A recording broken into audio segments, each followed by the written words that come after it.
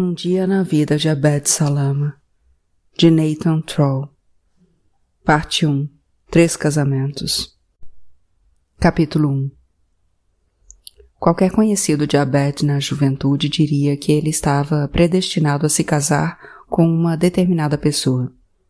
Essa pessoa, no entanto, não era Haifa nem Asmahan, e sim uma garota chamada Ghazni. Os dois se conheceram em meados da década de 1980, quando Anata era um lugar pacato e rural, mais um vilarejo que uma cidade. Ghazni tinha 14 anos e cursava o primeiro ano do ensino médio na escola para meninas de Anata. Abed, prestes a se formar, frequentava o colégio de rapazes do outro lado da rua. Naqueles tempos, todos em Anata se conheciam. Mais da metade da população era formada por membros de 3 grandes famílias, todas descendentes de um mesmo ancestral, um homem chamado Alawi. A família de Abed, os Salama, era a maior das 3. As de Ghazni, os Hamdam, a segunda. A progenie de Alawi remontava ao fundador de Anata, Abdel Salam Rifai, descendente do homem que instituíra o sufismo no século XII. Tendo saído do Iraque para visitar a mesquita Al-Aqsa, em Jerusalém, Abdel se estabelecera em Anata, nomeada talvez em homenagem à deusa cananeia Anat, ou à cidade bíblica de Anatote. Quando pequenos, Abed e seus irmãos visitavam com frequência o antigo templo de pedra dedicado a Abdel Salam Rifai, em cujo santuário abobadado acendiam velas. Mais tarde, a construção passaria a ser usada como local de repouso pelos soldados israelenses, que a deixavam infestada de guimbas de cigarro e garrafas de cerveja vazias. Abed morava a algumas poucas dezenas de metros abaixo da escola de meninas, no segundo andar de uma casa de calcário. O térreo servia como um celeiro e abrigava cabras, galinhas e ovelhas. O pai de Abed adorava os bichos, sobretudo as cabras. Chamava-as pelo nome e oferecia sementes, nozes e doces. Na adolescência, Abed costumava levá-las para pastar no pequeno vale situado entre Anata e Pisgat Ze'ev, um novo assentamento judaico. Quando Abed era jovem, a paisagem de Anata era repleta de oliveiras, figueiras e lavouras de trigo e lentilha. Famílias grandes dividiam um único cômodo, dormindo sobre finos colchões espalhados pelo chão. As casas tinham banheiros externos, e as mulheres saíam para buscar água numa nascente próxima, equilibrando enormes jarros sobre a cabeça. As crianças se banhavam em imensos baldes trazidos para a sala de estar uma vez por semana, às sextas-feiras, e, em seguida, de cabelo molhado e roupas limpas, enfileiravam-se para agradecer aos pais com um beijo na mão, recebendo em troca outro na testa e uma bênção de bem-estar e felicidade. Naeman. Anata começou a mudar quando Israel conquistou a cidade e o restante da Cisjordânia na Guerra dos 6 Dias. Até então, a região era governada pela Jordânia. Nas décadas seguintes, a demografia e a geografia dos territórios ocupados foram transformadas por Israel, que tomou uma série de medidas buscando judaizá-los. Em Anata, o governo confiscou, torrão por torrão, as terras da cidade, emitindo centenas de ordens de demolição, anexando parte do território a Jerusalém, erguendo um muro ao redor do centro urbano e, no que restou, construindo 4 assentamentos, diversos redutos de colonos, uma base militar e uma rodovia segregada, cortada ao meio por outro muro, que bloqueava para os colonos a visão do tráfego palestino. A nascente e a piscina natural da cidade foram convertidas numa reserva natural israelense, cujo acesso era gratuito para os colonos de Anatote, mas pago para os moradores de Anata. A via de acesso à nascente passava por um assentamento em que os palestinos não podiam entrar sem autorização prévia, de modo que eram obrigados a tomar um caminho alternativo que incluía um longo desvio por uma perigosa estrada de terra batida. Ano após ano, os palestinos de Anata foram se vendo absorvidos pela malha urbana de uma Jerusalém em expansão, que havia engolido a Cidade Velha e o restante de Jerusalém Oriental, bem como o território de mais de 2 dezenas de vilarejos periféricos, todos anexados por Israel. Eles trafegavam nas autoestradas de Israel, faziam compras em suas redes de supermercados e falavam hebraico nos prédios comerciais, shoppings e cinemas. Os costumes sociais de Anata, contudo, se mantiveram inalterados. As relações pré-nupciais eram proibidas, os casamentos, muitas vezes arranjados, e o matrimônio entre primos, frequente, a fim de conservar na família a posse de terra e riquezas. Os inimigos afetavam grande cordialidade entre si. As perspectivas de vida eram profundamente moldadas pela reputação familiar. Uma filha rebelde podia arruinar a possibilidade de casamento de todas as irmãs. E todo o drama era velado por rituais e discursos corteses. Se Anata em muito se assemelhava a um vilarejo pré-industrial do século XVIII, Abed era o filho de sua aristocracia. Seus 2 avós, que eram irmãos, haviam exercido em momentos distintos o papel de Mukhtar, o líder do vilarejo, e juntos eram donos de grande parte de seu território. Contudo, à medida que suas terras encolhiam, confiscadas sob o domínio israelense, a relevância do Mukhtar também diminuía. Quando, no início da década de 1980, chegou sua vez de assumir o posto, o pai de Abed se recusou a aceitá-lo, alegando que a função passara a consistir basicamente em direcionar os soldados de ocupação às casas dos homens que eles desejavam prender. O pai de Abed era um homem orgulhoso e que raramente demonstrava indignação com as perdas que havia sofrido, fossem elas materiais ou espirituais. Seu primeiro amor foi uma Hamdan, mas seu pai e seu tio, a fim de evitar a divisão das terras da família, planejaram que ele se casasse com uma prima. Os pais da jovem também conspiraram para mantê-los separados, em razão da rivalidade entre os Salama e os Hamdan. Tão logo souberam dos anseios do jovem Salama, casaram a moça com um primo. O pai de Abed não teve escolha, senão acatar a vontade da família e consentir com um casamento arranjado. Anos depois, quando também se apaixonou por uma Hamdan, Abed se questionou se não estaria cumprindo o destino frustrado do pai. Durante as noites, em segredo, redigia cartas para Gezel, e ao amanhecer as confiava a um vizinho ou colega de classe da jovem para que as entregasse a ela na escola. O bilhete muitas vezes incluía uma orientação para que ela atendesse o telefone num determinado horário. Como o bairro em que Gezel morava, Dahiyat as-Salam, à época chamado de Nova Anata, fora anexado por Israel e incorporado a Jerusalém, sua casa possuía uma linha telefônica, ao contrário dos lares situados nas demais regiões de Anata. Depois da aula, Abed tomava um ônibus até o portão de Damasco, em Jerusalém Oriental. Seguia para a agência de correios na rua Salahaddin, a principal avenida comercial, e, no horário combinado, inseria uma ficha no telefone público. O casal então conversava pelo tempo que conseguisse, o que, em geral, não era muito. Se os pais de Gezel se aproximassem, ela passava a se dirigir a Abed no feminino e logo encerrava a ligação.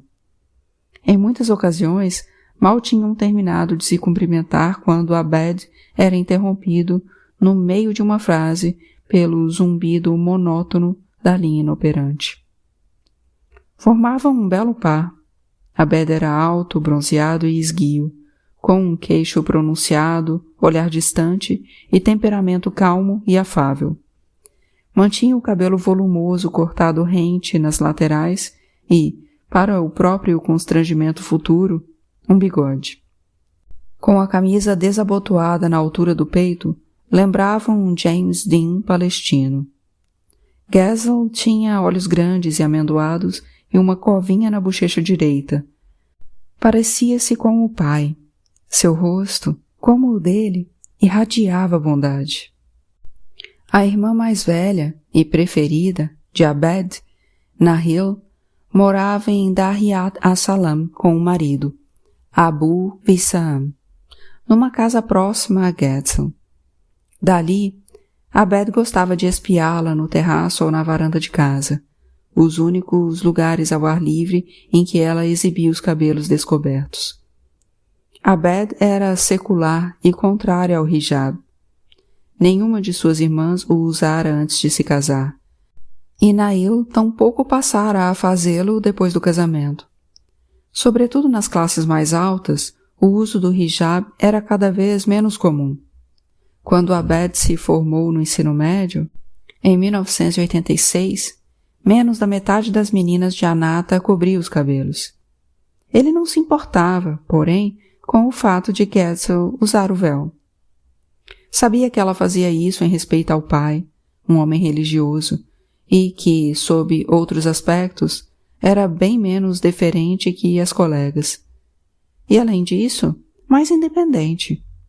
Seu pai era afetuoso e demonstrava grande confiança nela, e a mãe, oriunda de Silwan, bairro da região central de Jerusalém, logo abaixo da mesquita de Al-Aqsa, havia aderido aos costumes modernos da cidade. A leniência dos dois era o que permitia que Gazel e Abed se vissem com alguma frequência, ao menos no início, antes que o namoro secreto pudesse florescer de vez sob o manto da luta política que os uniu. A primeira intifada eclodiu em dezembro de 1987, um ano e meio depois que Abed concluiu o ensino médio. Começou como uma série de protestos espontâneos que romperam quando um semi-reboque das Forças de Defesa de Israel, FDI, colidiu com uma caminhonete em Gaza, matando 4 operários palestinos. Os protestos se alastraram, impulsionados por anos de indignação contra o que o ministro da Defesa de Israel chamava de política do punho de ferro. Não demorou para que se transformassem na primeira revolta organizada contra a ocupação. Com milhares de confrontos nas ruas opondo jovens palestinos munidos de pedras a tropas israelenses equipadas com veículos blindados e fuzis de assalto.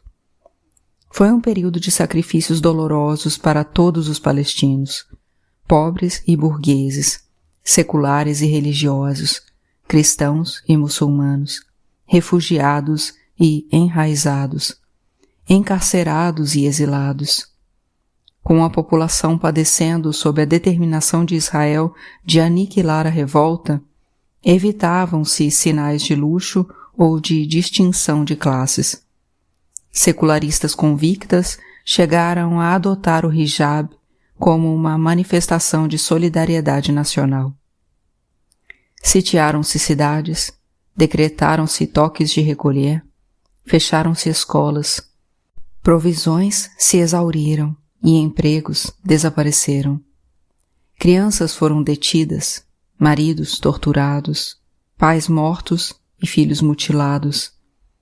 Quebravam-se tantos ossos que, vez por outra, o porrete de um soldado se partia ao meio.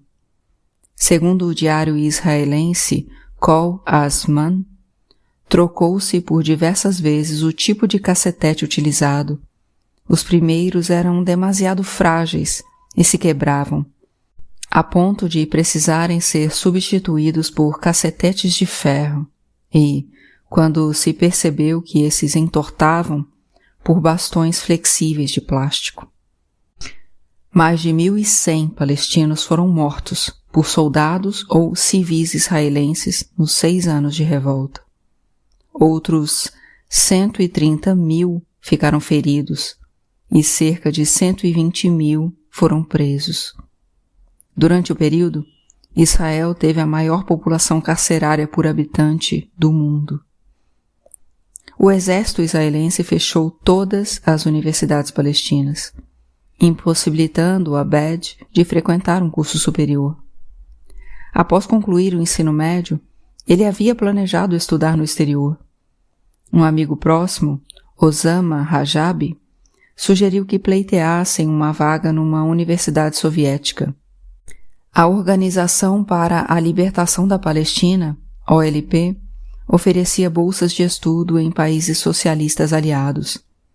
Abed queria ir com Osama, mas antes precisava conseguir um passaporte e, para isso, dependia da ajuda do pai.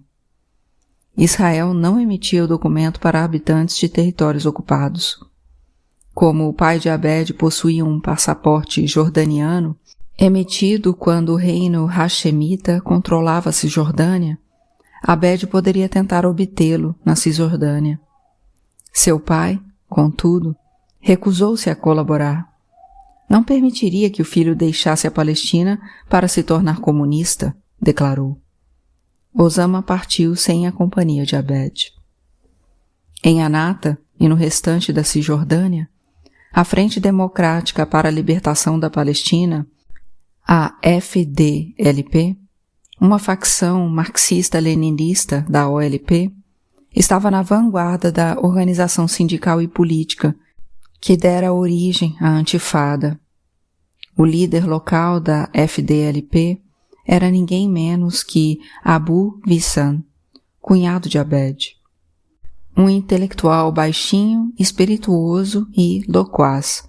Ele havia se filiado ao grupo na década de 1970 e estudado em Beirute, onde recebera treinamento em espionagem, explosivos e ideologia partidária, aprendendo sobre as revoluções ao redor do mundo e o movimento sionista. Durante uma visita a Anata para ver os pais, foi detido por associação à FDLP, uma organização ilegal, como todas as facções da OLP, e passou 15 meses na prisão, no decorrer dos quais leu as obras mais importantes do marxismo. Pouco depois, ficou noivo de Nahil, quando ela tinha 16 anos e Abed 12. Desde então, havia pensado em Abed como um possível aliado revolucionário, de modo que, quando a Intifada começou, recrutou-o para o partido. Não se tratava apenas de engrossar as fileiras da facção. Convencer Abed a ingressar na FDLP era também uma maneira de protegê-lo. Repleta de colaboradores, a Palestina era, sem dúvida, uma das sociedades com mais agentes infiltrados na história da ocupação estrangeira e do domínio colonial. Ao menos na Frente Democrática, Abu Vissan sabia em quem confiar. Certa vez, um jovem membro do Fatah, uma facção rival, pôs-se a distribuir dinheiro que afirmou ter sido enviado dos Estados Unidos por um tio. Segundo ele, o benfeitor desejava apoiar a Intifada e fizera a doação para que se comprassem novos pares de tênis para os Shabá, os jovens revolucionários. Supostamente, seria um estímulo para que eles começassem a assumir um papel de liderança. O rapaz ofereceu 5 dinares jordanianos a cada jovem ativista, o suficiente para comprar um novo par de tênis Nike brancos, que os ajudaria a correr quando estivessem na mira das balas israelenses. Abed aceitou o auxílio, mas, quando soube, Abu Vissan o obrigou a devolvê-lo imediatamente. Sabia que se tratava de um ardil. O dinheiro vinha dos israelenses, que buscavam identificar os Shabá envolvidos nos protestos, bem como aqueles que eram passíveis de ser corrompidos. Os rapazes que aceitaram o dinheiro acabaram presos, levados de casa no meio da noite por soldados israelenses. Graças a Abu Vissan, Abed se salvou. Embora a maioria dos homens de sua família fosse membro do Fatah, o partido de Yasser Arafat, Abed aprendeu a desconfiar da entidade. Parecia-lhe que o discurso do Fatah não passava de conversa fiada, convicção que só se fortaleceu no decorrer dos anos, conforme ele viu seus líderes abrirem mão incontáveis vezes dos princípios que defendiam, a ponto de, após a intifada, verem-se atuando como aliados de Israel. O que agradava a Abed na Frente Democrática era o fato de que, nas ruas das cidades, em Anata, em Jerusalém, no restante da Cisjordânia, o grupo parecia ser mais comprometido com a criação de um movimento local para a libertação da Palestina. A FDLP apoiava o desejo de Abed de cursar direito na União Soviética, junto com Osama. Geisel também. Abed queria defender as crescentes fileiras de prisioneiros políticos palestinos. Desde que Osama partira, todo ano Abed tentava a permissão do pai para estudar com um amigo. Ano após ano, porém, seu pedido era negado. Sem ter como sair de Anata, Abed trabalhou na construção civil e ascendeu na hierarquia da Frente Democrática e de seu sindicato, o Bloco de União dos Trabalhadores.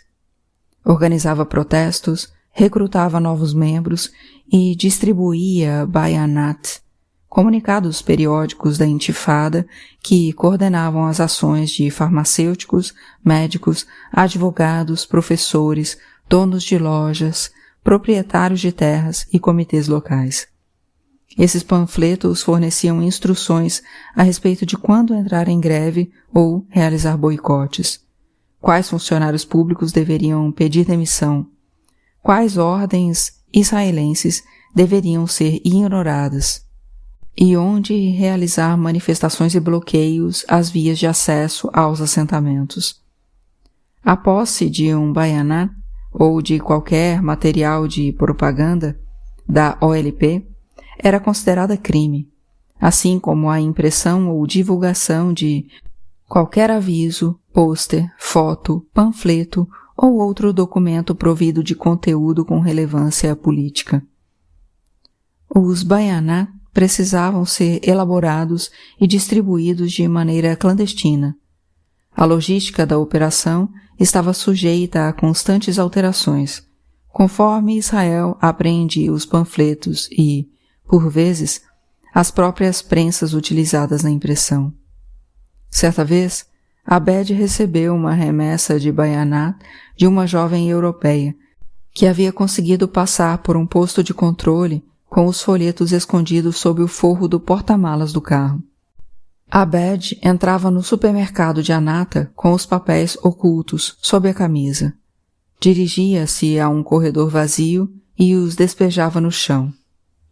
À noite, outros Shabá pichavam os muros com os textos dos bayanat. Certa tarde, várias semanas após o início da revolta, Nahil foi a uma manifestação da FDLP no portão de Damasco. De antemão, havia providenciado um álibi. Como vinha tentando ter um filho e precisava fazer um teste de gravidez, telefonou para uma clínica na rua Salahaddin e agendou uma consulta logo antes do protesto. Com o resultado do exame em mãos, juntou-se aos amigos nos arredores dos muros da Cidade Velha, onde se pôs a agitar a bandeira da Palestina, que estava proibida. As forças de segurança israelenses investiram contra a manifestação, mas, antes que pudessem deter Nahil, uma amiga arrancou a bandeira de sua mão e fugiu. Nahil foi levada para um presídio de Jerusalém Oriental, na região do Complexo Russo, conhecida pelos palestinos como Moscobaia. Empunhar a bandeira palestina poderia render meses ou mesmo anos de prisão a irmã de Abed. Mas, como não fora pega com o objeto e pôde comprovar a data e horário do teste de gravidez, alegando estar apenas no lugar errado na hora errada, ela só passou 10 dias na cadeia. O resultado do teste foi negativo, mas Nahil engravidou pouco depois, durante o primeiro Ramadã da Intifada. Em janeiro de 1989, um ano após o início da revolta, deu à luz a um menino.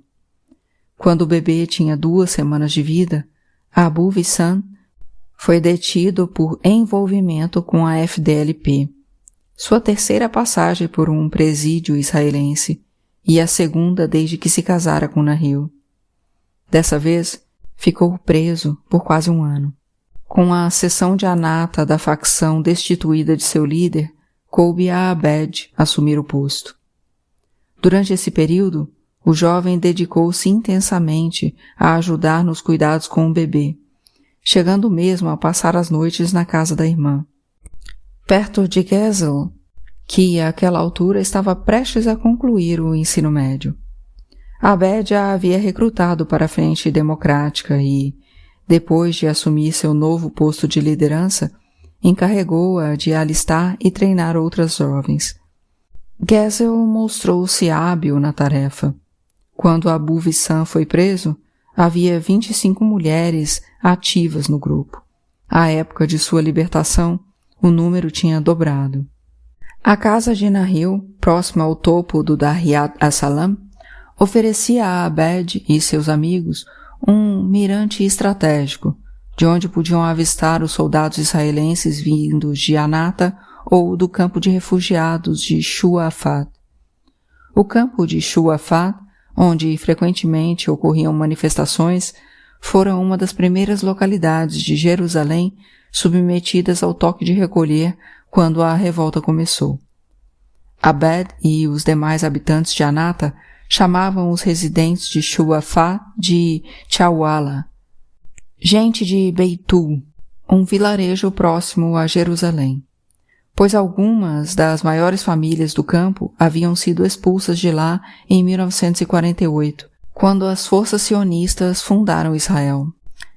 A alcunha era um tabu, uma vez que os refugiados representavam a alma do movimento nacional palestino, os fundadores, os líderes exilados, o símbolo mais poderoso e a personificação da reivindicação palestina pelo retorno à sua terra. Abed, porém, não tinha muito apreço por alguns dos Chawala. Pareciam-lhe agir como se fossem os únicos defensores da Palestina. Por alguma razão, melhores que as pessoas que haviam permanecido em suas terras. A seu ver, os refugiados de Shuafat construíam uma imagem falsa dos palestinos, como miseráveis dependentes das esmolas das Nações Unidas, além de dificultar a vida de todos quando bloqueavam as estradas em razão de disputas familiares. O campo de Shuafat era também um reduto de viciados e traficantes, e Abed via soldados israelenses comprando haxixe e outras drogas no local. O que em qualquer outro lugar talvez não passasse de um problema social, representava, no contexto palestino, um risco nacional. Israel costumava recrutar colaboradores, ameaçando expô-los às suas famílias e vizinhos conservadores por meio de fotos reais ou adulteradas de suas transgressões, sobretudo de caráter sexual. Os traficantes e viciados estavam entre os alvos prediletos das armadilhas israelenses e, por isso, eram considerados uma ameaça à revolta. À noite, Abed e outros Shabá saíam às ruas mascarados e ameaçavam os traficantes, expulsando possíveis colaboradores de locais públicos. As brigas internas entre os palestinos, mais generalizadas do que se gostava de admitir, eram um dos aspectos mais cruéis da intifada. Centenas de pessoas foram assassinadas e inúmeras ficaram feridas, entre elas Abed. Ola Yauni, mentora de Getzel, da Frente Democrática, Era uma estudante universitária encarregada do recrutamento e do treinamento de mulheres em Jerusalém e nos vilarejos ao norte da cidade. Participava de todos os protestos, sobre os quais fazia relatórios entregues às mais altas lideranças da entidade. Abed admirava Ola, uma mulher forte, inteligente e independente. Por ser bonita e não viver em Anata, onde as pessoas a encaravam nas ruas, ela atraía a atenção dos Shabá da seção local do Fatah, onde a importunavam quando ela ia à cidade encontrar Getzel e os demais ativistas da FDLP. Um membro do Fatah, em especial, resolveu lançar uma ofensiva contra a jovem, Ahmad Salama, primo de primeiro grau de Abed. Tendo-se dirigido à escola feminina de Anata, Ahmad difamou Ola diante de todas as alunas. Em seguida, visitou as residências das jovens que participavam da Frente Democrática, entre elas as de Getzel, e disse a seus pais que Ola era uma moça indigna, de quem as filhas deveriam manter distância. O pai de Getzel saiu em defesa da jovem, que visitava a família com frequência, e expulsou Ahmad de casa. Certo dia, Ola caminhava na rua Salahadin, quando Ahmad e alguns de seus amigos do Fatah puseram-se a assediá-la com insinuações sexuais grosseiras. Ei, Ola, pegue uma carona com a gente, você vai gostar do passeio. Apesar de ter se sentido humilhada, Ola manteve a cabeça erguida, a princípio respondendo, mas depois apenas ignorando os rapazes que a seguiam. Ao chegar em casa, relatou o assédio aos irmãos, que, naquela mesma noite, pegaram o carro e foram até Anata se vingar de Ahmad. Sem se identificarem, disseram-lhe que precisavam conversar sobre assuntos importantes relacionados à intifada, e Ahmad concordou em entrar no carro. O trio percorreu uma curta distância até o vilarejo de Risma, onde os irmãos de Ola revelaram sua identidade e aplicaram uma surra no primo de Abed, largando-o no local. Embora os ferimentos tenham sido leves, Ahmad quis se vingar. Disse aos amigos e à família que havia sido sequestrado e espancado pela FDLP, sem mencionar o assédio a Ola ou a retaliação de seus irmãos. Em consequência disso, metade do Salama de Anata se voltou contra Abed, o líder local da facção, querendo saber por que ele havia ordenado um ataque a um membro da família.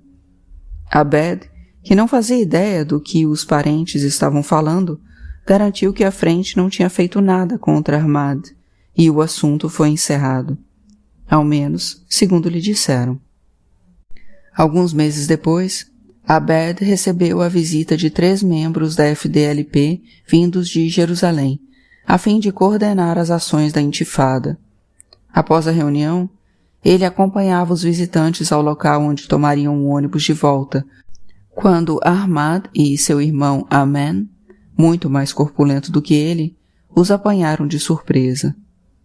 Ahmad agarrou um dos homens pelo colarinho e o acusou de ter participado de seu sequestro. Abed segurou o braço de Ahmad. Não se dirija aos meus convidados, disse. Se há algum problema, trate de resolver comigo. A essa altura, uma pequena aglomeração de curiosos havia se formado. Abed pediu aos visitantes que embarcassem no ônibus e partissem. Vai haver uma briga e vocês não têm nada a ver com o assunto. Quando Abed se voltou para eles, Ahmad e Amen sacaram facas e os 3 se engalfinharam. As pessoas que observavam a cena tentaram intervir e apartar a briga. Foi então que Abed visitou o irmão mais velho, Nael, o segundo filho e o desajustado da família. Nael fazia uso de todo tipo de droga, do haxixe à heroína, e recentemente tinha entrado em conflito com traficantes do campo de Shuafat. Além de não trabalhar, roubava, mentia e se envolvia em brigas que criavam tensões com outras famílias. por levar traficantes e viciados à casa do Salama, entre eles israelenses, provocava batidas policiais em busca de drogas. Nael era motivo de grande sofrimento para os pais. Os dois já haviam tentado de tudo quando o pai de Abed decidiu renegá-lo. Nael não era seu filho, declarou, recusando-se a lhe dirigir a palavra e proibindo-o de se sentar à mesa com a família. A mãe, que defendia que o rapaz estava doente e precisava de ajuda, passou a levar a comida no quarto para ele. Na visão de Abed, porém, ela amava mais a Nael que aos outros filhos. A exemplo do pai, ele havia perdido todo o respeito pelo irmão, de modo que já nem sequer o via mais como tal. Com Nael tendo sido afastado da família e Wael, o mais velho dos irmãos, morando na Jordânia havia muitos anos, coubera a Abed assumir o papel de filho responsável. Nael abriu caminho em meio à multidão que cercava o ponto de ônibus e confrontou Aman, enquanto Abed trocava golpes com Ahmad. A despeito do esforço de algumas pessoas em contê-los, Abed acertou em cheio o rosto do primo, que perdeu o equilíbrio. Ouviu-se um baque surdo quando a cabeça se chocou contra o chão. Enquanto isso, Aman levava vantagem sobre Nael, brandindo perigosamente a faca. Livre de Ahmad, Abed se aproximou para intervir no momento exato em que Aman erguia o braço para desferir uma facada, acertando-lhe o tórax e o antebraço. Os cortes começaram a sangrar no mesmo instante e, ao se dar conta, Aman fugiu em disparada, com Nael em seu encalço. Uma ambulância chamada por alguma das testemunhas e vinda de Jerusalém levou Abed e Ahmad, cuja cabeça sangrava em decorrência da queda. No hospital Maqased, Nael foi visitar Abed no quarto. Tentei protegê-lo, disse Abed. Nael sorriu. Por acaso pareço ferido? Continuou, levantando a camisa crivada de rasgos feitos pela faca de Aman para mostrar que saíra ileso da briga. Nael examinou os ferimentos de Abed, balançando negativamente a cabeça e murmurando. Então, deu meia volta e, antes de sair pela porta, disse ao irmão, me aguarde. Instantes depois, Abed ouviu um urro, seguido de uma gritaria vinda do corredor. Nael havia invadido o quarto de Ahmad, abrindo caminho por entre os médicos e enfermeiras. Com licença, dissera, antes de apanhar um bisturi e, cravando-o no ponto em que a mandíbula e a orelha de Ahmad se encontravam, abrir um talho até seu queixo.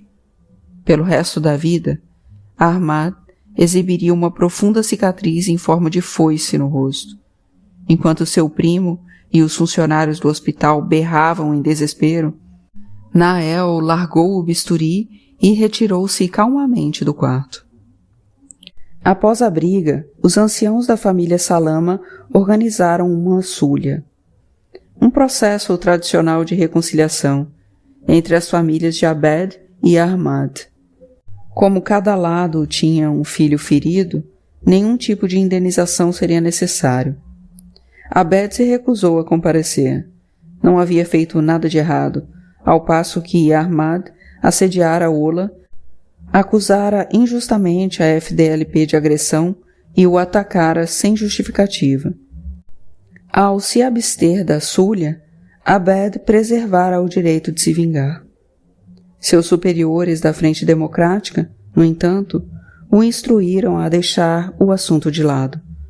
Os palestinos deviam dedicar seu tempo a combater os israelenses, não a si próprios. A família de Ahmad recebeu uma indenização pelas agressões cometidas pelos irmãos de Ola e a Frente Democrática cobriu as despesas médicas de Abed. Quando Abed recebeu alta, Gezel faltou à aula e foi até a sua casa visitá-lo. Os pais de Abed a receberam e deixaram os dois a sós. Seu pai, porém, ficou desconfortável e mais tarde repreendeu Abed. E se alguém como Aman a visse entrar aqui desacompanhada? E se contasse ao pai de Gezel? O que os pais dela diriam? Gezel poderia ficar de castigo ou levar uma surra. Seu pai poderia se voltar contra Abed.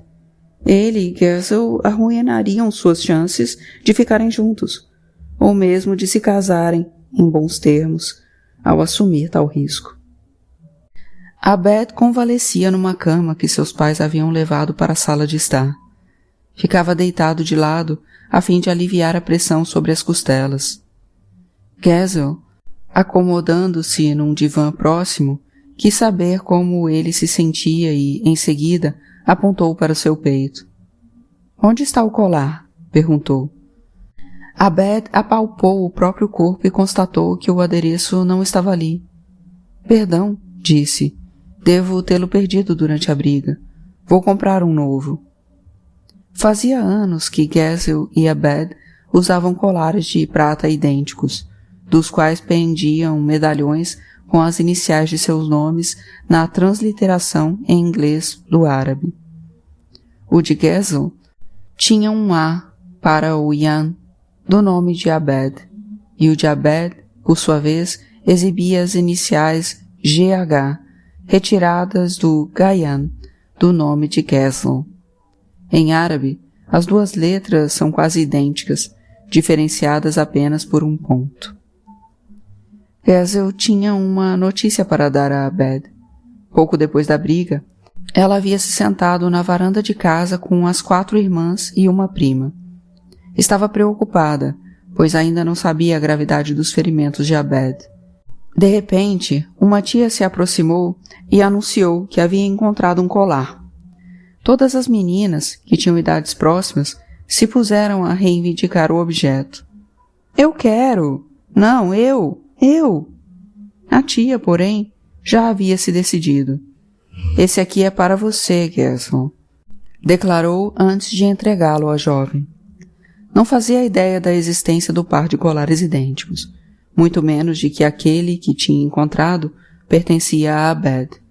Apenas decidira que um colar com as iniciais GH deveria pertencer a Gezel. "Onde você o encontrou?" perguntou a tia. "Bem em frente à minha casa." Gezel sabia de quem era o colar. Tirou o adereço do bolso, depositou-o na mão de Abed e, por um momento que quase fez seu coração parar, permitiu que os dedos delicados acariciassem os dele. Foi a única vez que os dois se tocaram.